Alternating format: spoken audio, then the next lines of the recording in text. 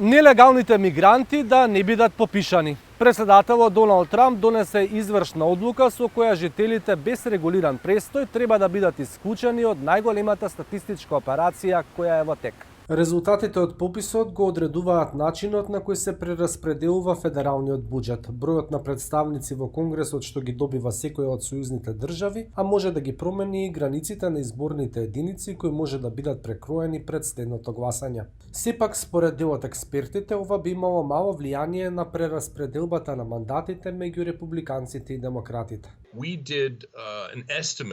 Минатата година направивме прелиминарна прогноза за тоа како би изгледал Конгресот доколку не ги сметаме нелегалните имигранти. Заклучивме дека Калифорнија, Тексас и Њујорк ќе изгубат по еден законодавец. Охајо, Алабама и Минесота би добиле дополнително место. Од Белата куќа пак велат дека би било нарушување на демократските принципи доколку на луѓето без документи им се овозможи да добијат политичко влијание. Голем дел од овие странци уште од старт се влезени во земјата на нелегален начин, пишува во председателската извршна наредба. Активистите за човекови права тврдат дека ова е обид на Доналд Трамп да им се додвори на неговите приврзаници, што може да има значени последици на заедниците.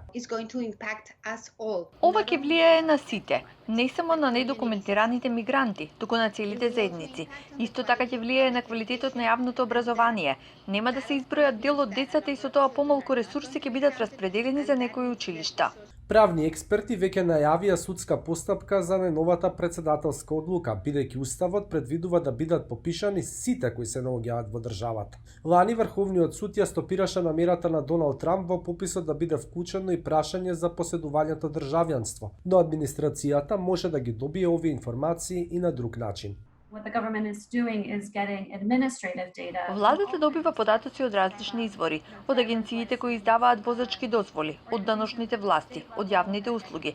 Така се обидуваат да утврдат кој е државјанин, а кој не. Идејата на Доналд Трамп за вметнување на прашање за државјанството не помина, но годинава на негова иницијатива за првпат на пописот може да се запише земјата на потекло. Тоа значи дека ќе се знае колку точно македонци, како и американци со македонско потекло живеат во САД, од што зависи колку пари државата ќе одвои за развој на македонската заедница. Во минатото го имавме само истражувањето на американската заедница, но тоа е само истражување. Пописот ќе даде целосен преглед. И заменик директорката за демографија во Бирото за попис на САД има македонско потекло.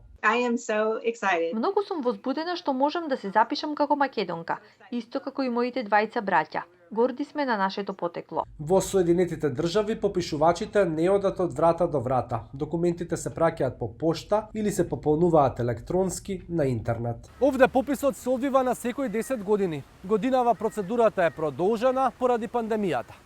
За Алфа, од Гласот на Америка, Никола Крстик во Вашингтон.